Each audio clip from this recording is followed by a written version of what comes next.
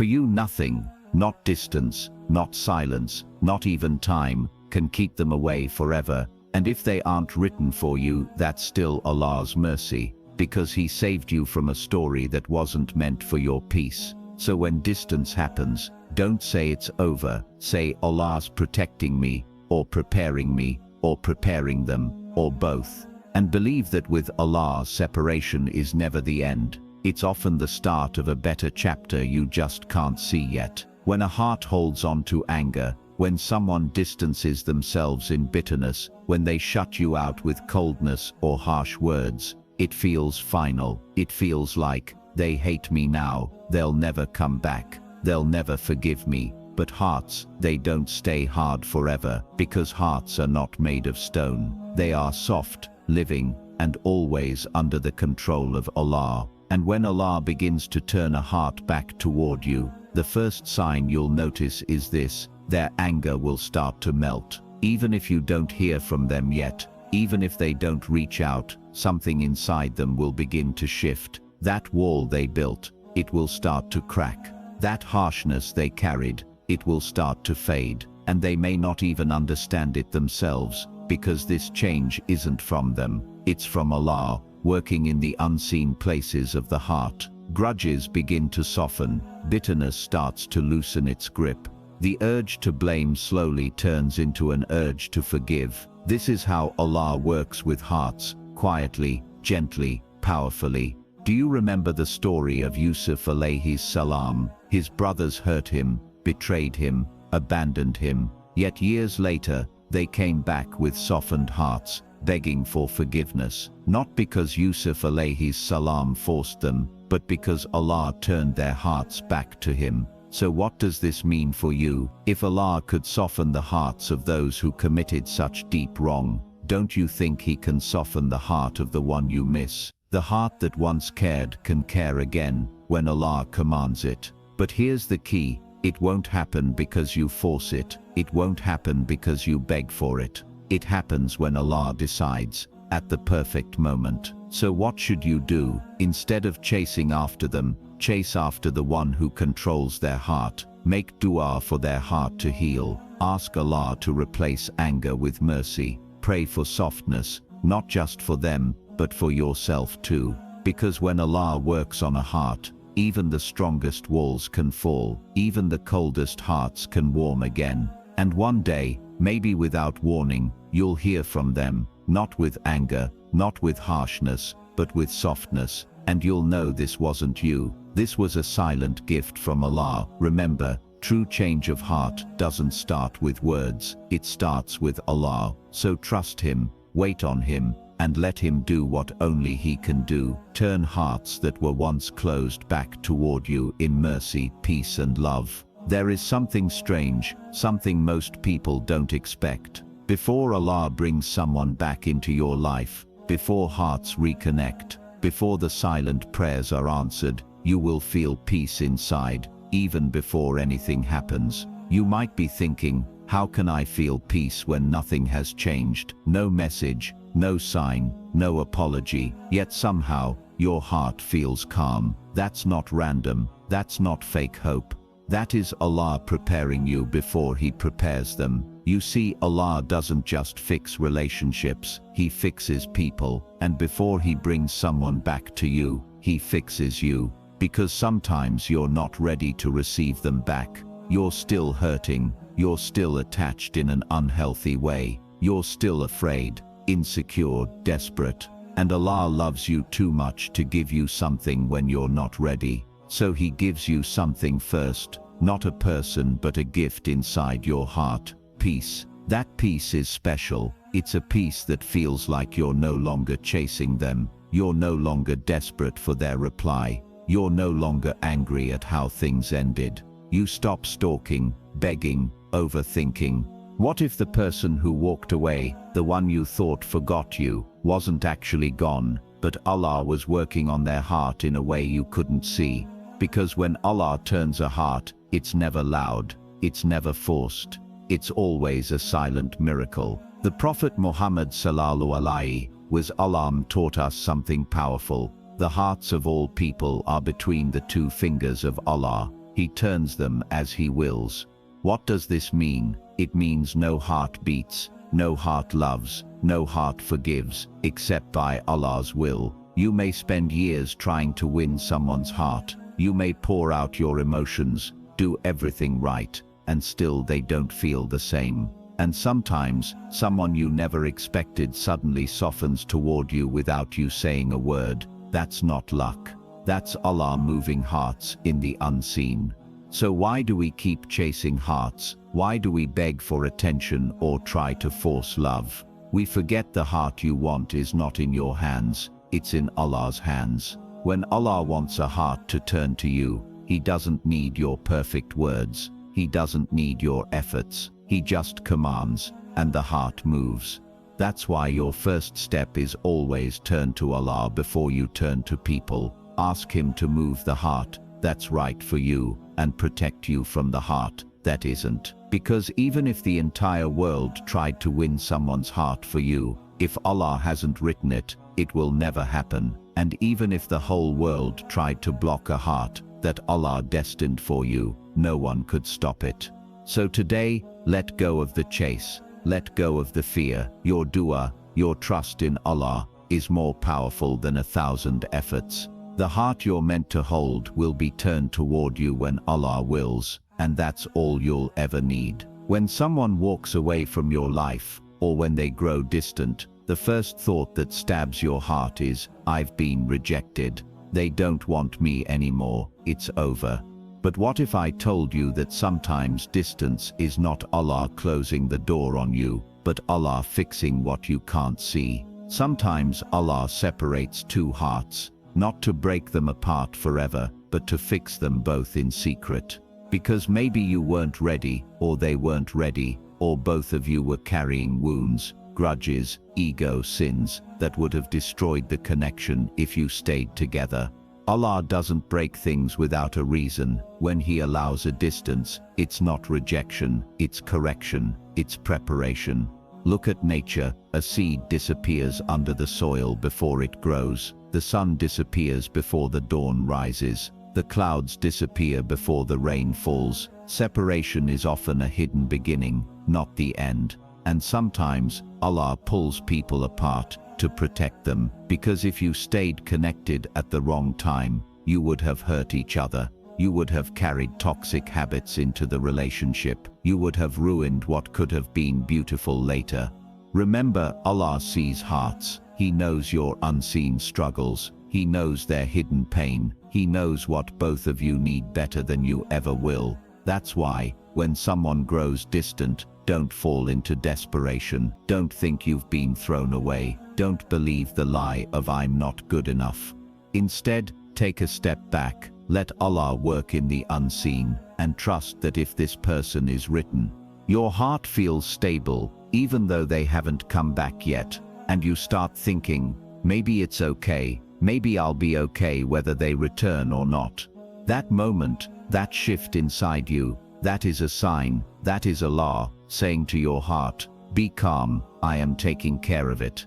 Peace is Allah's way of getting you ready, so when they do return, you're not desperate, you're not weak, you're not clinging, you are standing in strength, with dignity, with faith, because if Allah brings someone back into your life, it's not so you can depend on them, it's so you can walk beside them, with your heart still anchored in Him. So if you're feeling a strange peace right now, even though nothing changed yet, that's a good sign. That means your heart is growing. Your faith is getting stronger. You're moving into the stage of trust. And that peace is often the first sign before Allah writes the return into your story. It's like Allah is whispering, be ready, it's close. So here's the secret. Don't wait for the phone to ring. Don't wait for the apology. Wait for your heart to feel peaceful. Because when Allah sends peace before the person, you'll be strong enough to handle whatever comes next, whether it's their return or a better story Allah writes for you. And that's the kind of heart Allah wants you to have. A heart that is peaceful, not because people act right, but because you trust Allah is working behind the scenes. We often think if Allah is going to bring someone back, the signs will be huge. We expect a dramatic apology, a sudden reunion, a bold message out of nowhere. But that's not how Allah usually writes stories. The truth is, Allah's signs are rarely loud. They come softly, in ways most people miss, because Allah works with hearts, and hearts are subtle, delicate things. So how does Allah send His signs? A random memory, out of nowhere. You remember a good moment with them, not the pain, but the peace, a smile they gave you, a kind word they said, a time they stood by you. It flashes in your heart quietly, and you wonder, why did that come to me now? That's not just your brain, that's Allah gently reminding you, that story isn't over yet. You feel calm, thinking of them. At first you used to think of them with pain, with anger, with heartbreak.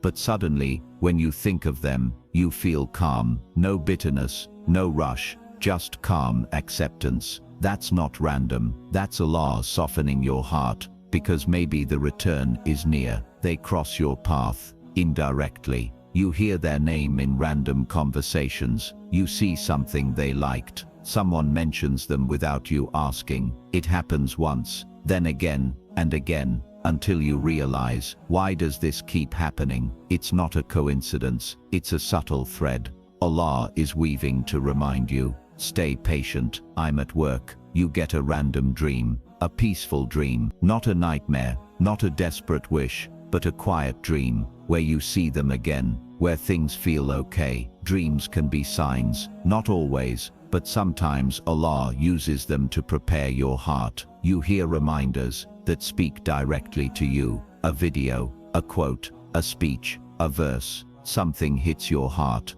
and it feels like it's speaking only to your situation. It gives you peace, it gives you hope, it reminds you that Allah hasn't forgotten. These signs aren't meant to make you obsessed, they're meant to calm you, to remind you that Allah is still writing your story. But why does Allah send small, quiet signs instead of big ones? Because He wants you to stay humble, to stay trusting, to rely on Him, not on signs alone. Because if the signs were too loud, you'd stop praying, you'd stop seeking Allah, you'd start chasing the sign, instead of chasing the one who sent it. Remember, even the greatest signs of Allah in the Quran were subtle. The soft rain after a drought, the opening of the sea for Musa alayhi salam, but only when he walked forward first. The revelation of the Quran in a quiet night, not with noise, but with peace. Allah's way is always soft but powerful, and the signs He sends are designed not to make you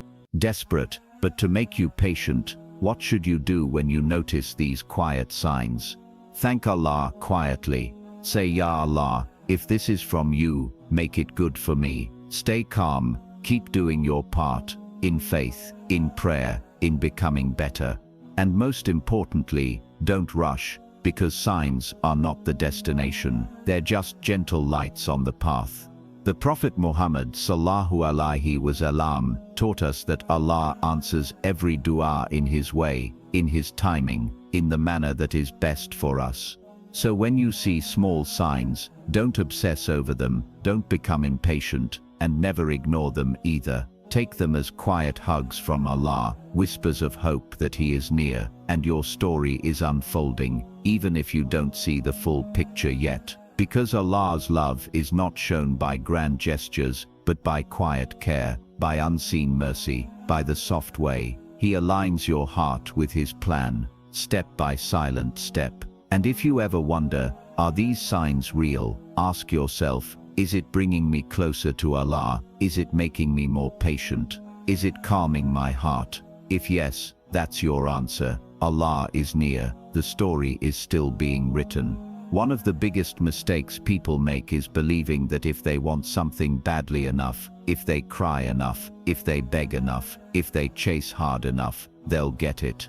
But with Allah, that's not how it works. Allah doesn't respond to desperation, He responds to readiness. You may cry every night for someone to come back. You may beg Allah constantly. You may feel like you can't breathe without them, and yet nothing happens. Why? Because Allah isn't waiting for your desperation to grow. He's waiting for your soul to grow. Why doesn't Allah bring them back when you're desperate? Because if He gave them back when you were still desperate, you would hold on to them in fear. You would make them an idol in your heart. You would depend on them instead of Allah. You would ruin the relationship with insecurity. You would make them your only source of happiness. And Allah loves you too much to let that happen. So He delays the return to protect you from yourself. Think of it this way. If you give a sharp sword to a child who isn't ready, they'll hurt themselves. But if you wait until they've grown,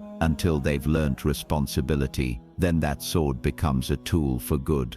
Allah treats your heart the same way. If He gave you the person you want before you've healed, before you've matured, before you've built your relationship with Him, you would hurt yourself. You would hurt them. You would ruin the very blessing you prayed for. That's why Allah waits until you've let go of desperation. You've stopped making them your only focus. You've started working on yourself. You've made peace with Allah's timing. You've learned to stand on your own with Allah by your side. Because when you're desperate, you grip too tight, and anything you hold too tightly slips away. But when you're ready, when your heart is full of Allah, you don't need to grip. You don't need to chase. You can welcome them back with peace, not fear. And that's when Allah allows the hearts to meet again. Not when you're begging, but when you've become strong. Not when you're crying over their absence, but when you've grown through their absence. Not when you're clinging in fear, but when you're standing in faith. What does it mean to be ready? You trust Allah even if they don't come back. You've cleaned your heart from resentment. You've worked on your character, your faith, your life. You're at peace with Allah's plan, whatever it may be. You've stopped chasing people and started chasing Allah, and that's exactly when Allah gives back what's written for you, because now you won't worship them. You won't depend on them for your happiness. You'll treat them as a gift, not as your lifeline. It's like Allah is saying, now you're ready, now your heart is strong, now you will protect this blessing, now you will value them, without making them your everything. So instead of praying in desperation, Ya Allah, bring them back, please, pray like this: Ya Allah, make me ready for what you've written for me, make me worthy of carrying the blessing you send. And if they are good for me, bring them back when my heart is ready to protect them and not destroy myself. Remember, the return is not a reward for begging, it's a responsibility for the strong. Do you know why so many relationships fail, even after they finally reconnect? Because they met again, but nothing inside them changed. They brought the same wounds, the same insecurities, the same anger, the same fears, and they destroyed the second chance before it even started. That's why Allah delays the reunion until you've changed. Because when you're healed, when you're anchored in faith, when you've outgrown the old version of yourself, you won't ruin what Allah sends you. So if the return hasn't happened yet, don't panic. It's a sign that Allah is still growing you, or them, or both. And when you're both ready, when your hearts have matured in secret, Allah will align your paths in ways you never imagined. Until then, use this time, become the version of you that can protect the blessing when it arrives. Because real love, sincere connection, and destined relationships are never given to those who chase out of desperation. They are gifted to those who wait in strength. There are moments in life when everything feels slow, nothing moves, nothing changes, no sign, no message, no return. And your heart starts whispering, it's too late. It will never happen now. Maybe Allah forgot about me. But here's the truth you must hold on to. Allah never forgets you, and His timing is never off. Not by a second. You may feel like you're standing still, but Allah is moving the world around you in ways you don't see. Every delay, every silence, every closed door is not by accident, it's by precision. Why does Allah delay what you want so badly? Because Allah knows the exact moment your heart will be strong enough, the exact moment their heart will be soft enough, the exact moment the circumstances will align perfectly. You see delay, Allah sees preparation. You see silence, Allah sees protection. You see rejection, Allah sees redirection. Imagine this, a traveler walking in a desert, thirsty, exhausted, praying for water, and then, at the very moment they would have collapsed, they find an oasis, not too early, not too late, at the exact moment they needed it most. That's how Allah works with your heart. He lets you wait, He lets you grow, He lets you reach that point where the blessing will feel like a gift, not a distraction, where the return will be appreciated, not abused, where you will protect it, not take it for granted. Because Allah's delay is never punishment, it's mercy in disguise. Think about it. If Allah gave you what you asked for when you weren't ready, you would have destroyed it. If He gave you that person when they still had pride, they would have hurt you again. If He gave you that connection before your heart matured, you would have chased them, idolized them, depended on them in unhealthy ways. So instead of asking, why is Allah making me wait? Ask yourself, what is Allah teaching me in this wait? Because sometimes, the real blessing isn't the person coming back, it's the person you became while you waited. And then, when the timing is perfect without warning, without forcing, it happens. You cross paths again, their heart softens, your heart is ready, and everything fits together like it was always meant to be. This is not magic, this is not luck, this is Allah's perfect qadar, unfolding at the perfect time. Why does Allah wait until the last moment? Because at the last moment, your ego is gone. Your desperation is gone, your heart is clean, and all that's left is your full trust in Him. And that's when Allah shows you, the doors you thought were closed open effortlessly.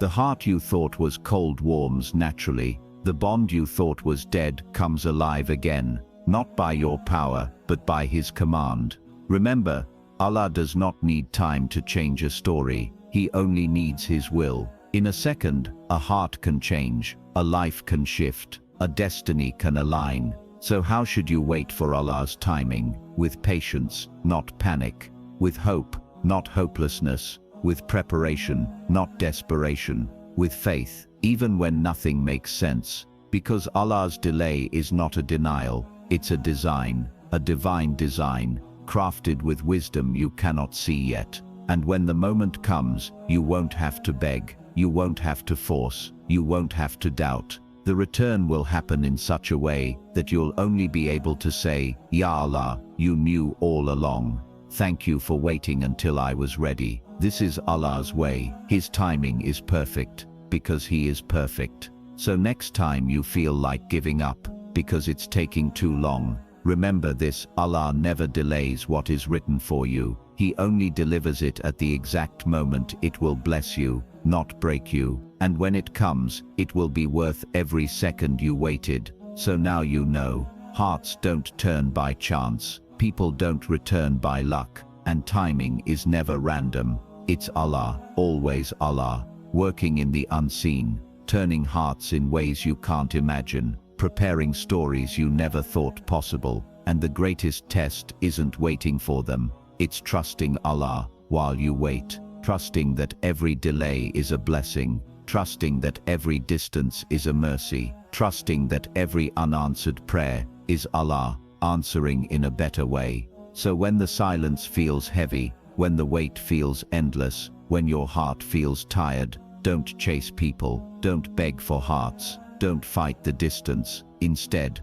chase Allah, beg Him for strength, fight for your faith. Because the truth is, if it's written for you, it will come. If it's good for you, it will stay. And if Allah wills it, nothing can stop it. So stop asking, when will they return? And start asking, am I ready to hold the blessing when it comes? Let the waiting purify you. Let the silence build you. Let Allah prepare your heart before He prepares your story. And when it finally happens, when Allah brings them back, you will understand why it had to take this long, why you had to grow through the distance, why Allah didn't answer when you begged, but answered when you trusted. And on that day, you'll say, Ya Allah, Your timing was perfect. You never forgot me. You were only waiting for me to trust you fully, and that is how you win, both in this life and in the next, by trusting the one who never disappoints, Allah, the turner of hearts.